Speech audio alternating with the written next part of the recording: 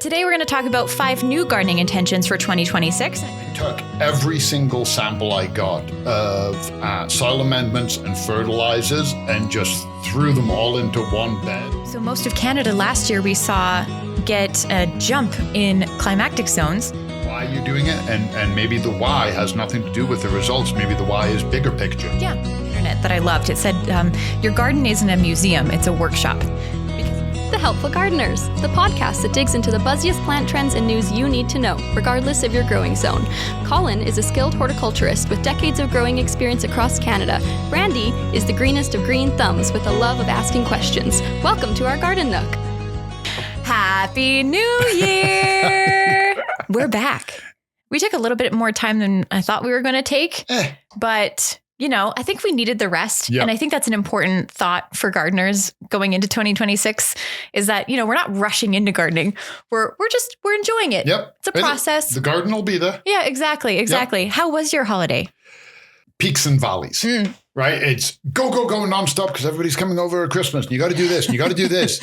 And then Boxing Day, you're like, guess I'll just eat more food. Yeah, totally.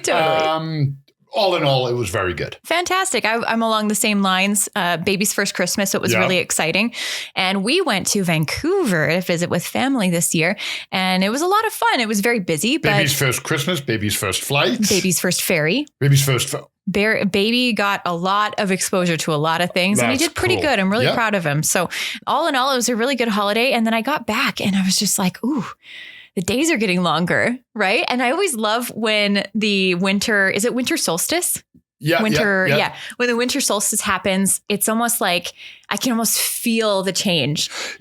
What, 3 weeks ago, closing curtains at 4:30? Yeah. Because it was getting dark. And last night I was out with Jimmy after work and I was looking at the time. I'm like planning out my evening.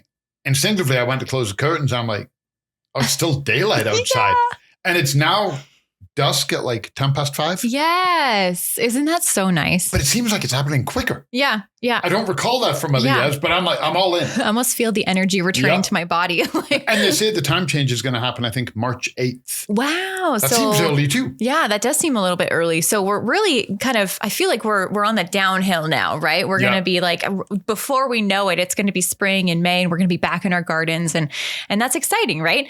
And I know at the beginning of the year, we always like to kind of review and set some intentions for this year, right? I know now is the time when a lot of gardeners are going to be planning their gardens, maybe some seeds starting for some people. I thought we would spend some time today to just some light gardening intentions that might get the ball rolling for you. And I know last year we did something similar. This year it's going to be a lot more simplified and maybe a little less stressful because I'm going to pull on the back of our wall here. We had these garden intentions. This is kind of like a time capsule. This is fun. It is. Actually, you know what? I look at that picture all the time and I forgot what it was. So this was very effective for you, right? Okay, so let's review kind of what we said that we would do with our garden. And if we did it. Okay, I'm going to just tag the episode that we did this over in the show notes and make sure you go to goldenacre.ca/podcast and you can see how hype we were for 2024 and let's review. Okay, so for Colin's garden intentions last year, you said that you were going to tone it down. Did you do that? I did. You did tone it down. I did. I still grew all of the stuff I wanted to grow. Okay. And I still grew new stuff. So this doesn't sound like I toned it down at all. I understand how this is sounding right out of the gate, but I toned down how rigid I was. Okay. So I wasn't like, I need to get out there and weed now. I need to get out there and do this now. And I give myself a lot more flex. And Jenny blossomed into the gardening this year, and she was going out and doing a ton of just deadheading and poking around and looking at things and asking me. So I think that might have helped me tone it down. I don't know that it was intentional. I certainly did not tone down what I grew or how much of what I grew, but I toned down my attitude. I love, and that actually kind of goes into your second intention that you had for last year, which was limit the perfection, make gardening fun for everyone. Yep.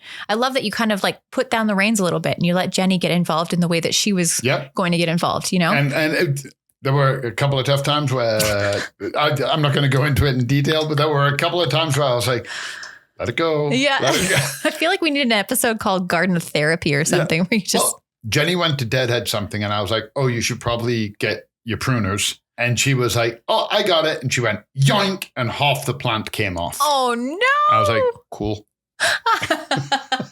It grew back. I mean, technically it was deadheaded. Yeah, 100. Just I'm live-headed. I'm pruned. Ooh, a 3-in-1. Yeah. I love that. You also said that you were going to try a new fertilizer. Yes, but I don't. Not intentionally. No, it was intentional. Okay. Okay, so what I did. So you know how many samples I get? Yeah. Okay, all the time samples. And unfortunately, we just simply cannot carry every product that comes across my desk. Right. Anyway, long story short, I took every single sample I got of soil amendments and fertilizers and just threw them all into one bed. So I knew it was a high nitrogen because I read everything before I put it in. So I put all my leafy greens in there. Uh-huh. My kale must have been about 3.5 foot tall and did not stop producing. Wow. Did not stop. We kept cutting it and it just kept coming up. Like all year off of 6 kale plants, we were eating kale. Oh my goodness. Yeah, we could not stop it. The lettuce, same thing. So if you ever wondered what would happen if you just... How did you avoid fertilizer burn, though? Because I made sure that it's a pretty big bed. Yeah. It's got some peonies and other stuff in it. Oh, got it. Okay. And when people give me samples, they tend to be relatively small.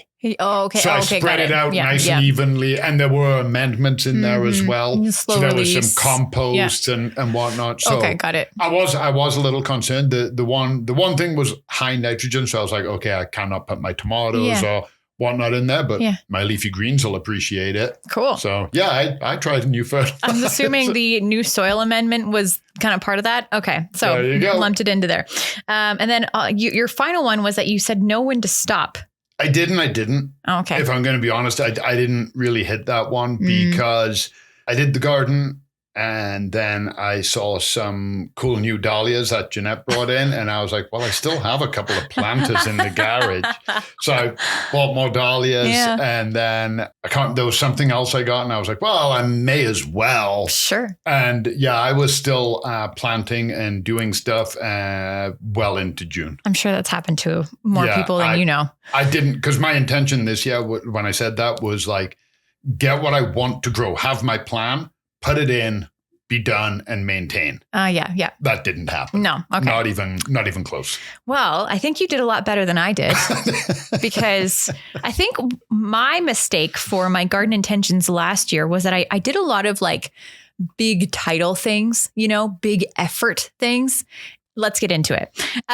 Okay, so my first one was visit 5 famous gardens. No. I can't even tell you if I visited one. No. My second one was press and learn about Southern Alberta grasses. We did do that. Yep. I know we talked to the prairie gardeners about grass, and I have that lovely book that you gifted me, and that's really great. And I actually pressed some grasses and I have them in my book at home. So I've started to kind of put them into a picture frame. Okay. So that I kind of feel proud of. Yeah, 100% check. Chemical-free weeding. I did do this. I didn't weed it all. So that was easy. Chemical-free, weeding-free. You just forgot to add one word on that. Join a gardening club. I didn't do this. However, I did join a Facebook group. Okay. So I think I get like 0.5 points for that. Didn't you do the garden seminar club thing at the homestead? Oh, yeah, I did. Yeah, at Hartel Homestead with our friend Nick. Yeah. Yep. Yeah, that's actually true. I did. Points. Yeah, there you go. Thanks. Yeah. I got you. And the last one I am very proud of. I mowed a lawn. We actually did follow through with that one. And if you are like, why was that a gardening intention?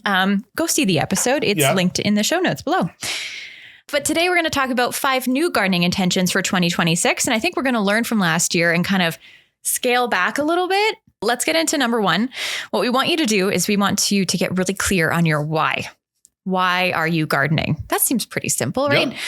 It could be for growing food, a way to release stress. It could be to give yourself additional purpose. It could be to give yourself more time outside, reconnect with nature. Maybe your why is to educate your kids. A new challenge. Oh, I like that. A new hobby. Yeah, grow something you haven't done, or find peace in a tried and true hobby. I like that. Yeah. So, both of them, they're contrasting, and you can have both at the same time. Yeah. You can say, I'm going to grow my dahlias, but I'm also going to try and grow potatoes. Ooh. Right? So you can give yourself a challenge, but you can have your comfort zone too. Why am I gardening? Am I gardening because I want the biggest, brightest tomato that I can show everybody I grew this huge tomato and there's nothing wrong with that. That's rad.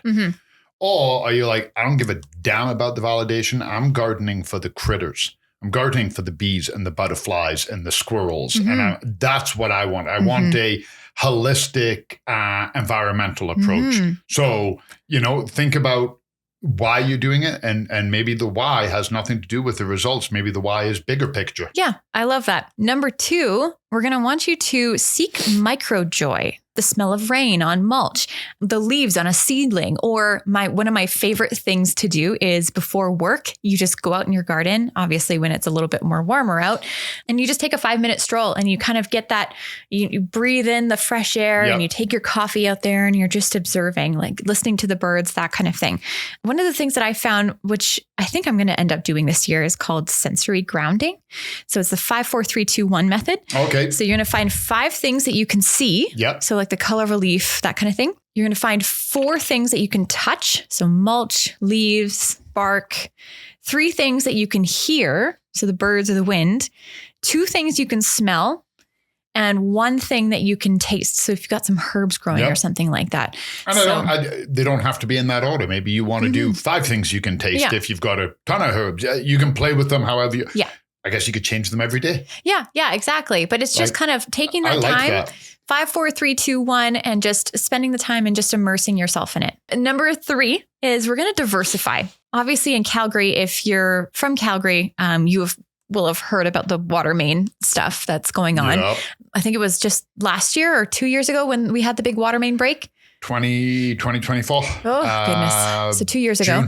June, end of May, beginning of June. Yeah, and we had these massive water restrictions in the city, and it was affecting gardening. It was affecting we had showering. Them twice. The worst time, we had them in the spring and the fall. Yeah, exactly. And unfortunately, it's kind of happened again. Yep. And so there's going to be big construction, and we're already seeing big strain on our water system, and no doubt that may impact the gardening season. It looks like there will be water restrictions happening now. Not class 4 restrictions, but kind of if your house is an even number, you water Monday, Wednesday, Friday. If your house is an odd number, you water Tuesday, Thursday, Saturday. That was harder than it should have been. Yeah. Alternate days I could have just said. You're like, no. So that could be a thing. And that's really hard because that's something we can't really control is when water restrictions are put on us. And similarly in other provinces, BC could be facing a very dry season. Yep. Also, northern regions, they're facing increased food prices. And so, yes, they are. They're looking to grow indoors, try to lengthen the growing season, grow their own things, become self-sufficient. So everybody across the country is kind of dealing with different things that they can't control. So control what you can control. In Alberta's case, you could be getting things like passive watering. So water, rain barrels, that kind of thing. Just try to get as much water as you can so that when you are hit by those things, you can kind of combat it. Yep. Can you get like fire resistant kind of plants, that kind of thing? Not really. The best you can get are plants that fire won't kill them. I've done the tests, but there are prairie grasses out there that if you burn them, so you leave them in the fall and then in the spring you come in all of the grass foliage. You've seen those out in the spring. Totally. Now the grass will come up out of that and that will break down and feed it. But if you burn it, and I did the test, I had 3 prairie grasses. This is a couple of decades ago. Left one, cut one back, cut all the dead off it, burnt the 3rd one. Okay. The one that I pruned did the worst. Okay. The one that I just left the leaves to kind of protect the crown of the plant and break down slowly did good. The one I burnt came out of the gate like that. Really? Yeah. Apparently, and I've never Googled it, so this was pre-Google. Okay, that's wow. Aged myself horribly. I love how this always happens. But the person I was talking to, who was an amazing gardener, they were a journeyman, and that's who I was doing this test with. And they said it's because all of the nutrients. It's basically like feeding charcoal. Uh-huh. So you're getting those amendments into the soil, and you're amending the soil, and that's why. Back in the day before we control, I've seen Nose Hill on fire. Mm-hmm. You've seen Nose Hill on fire. Yeah. And it always comes back hella green. Mm-hmm.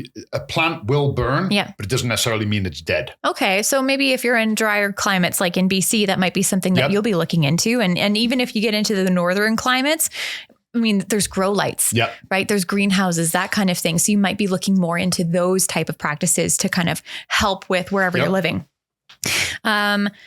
Number 4 is what can you grow? So most of Canada last year we saw get a jump in climactic zones in the warmer direction. So for example, Calgary is now, I think you reminded me of this the other day, 4B, 4A. Yeah. As a gardener, you might be looking at, what can I actually grow that might be a little different this year?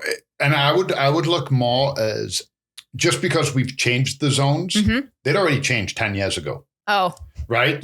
We're now catching up. Well, it's not that we're catching up. It's a long process. It's 25 years of data. Oh, okay. And the reason they do it that huge chunk of time is they want to make sure it's not just a blip. Okay. We've seen blip weather here. Are we going to suddenly say, every September we get 2 feet of snow that kills all of our trees? Right. Because it's happened twice. Mm-hmm. We kind of go, okay, that was an anomaly.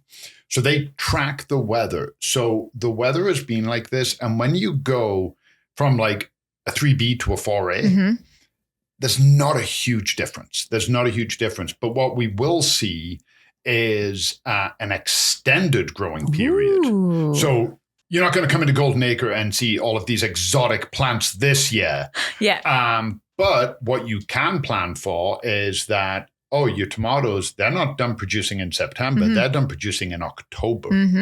So you're going to see a longer extended period. And the flip side of that also means you can get them in the ground earlier. We're still getting really cold. One day this Christmas holiday was minus 34 with the wind chill. Oh my gosh, I'm glad I wasn't here. I know that because I was outside with Jimmy. So we are still going to get those temperatures, but what it means is that the frost days are spread out. So we get anywhere from a month to 6 weeks extra growing time. So maybe those plants that you were like, it grows well, but I can never get it to fruit. Maybe now you want to give that a chance. I love that. I love that still, though. Yeah. It gives you something to look forward to. 100%. And the last one, number 5, is the whole idea that comparison is the thief of joy.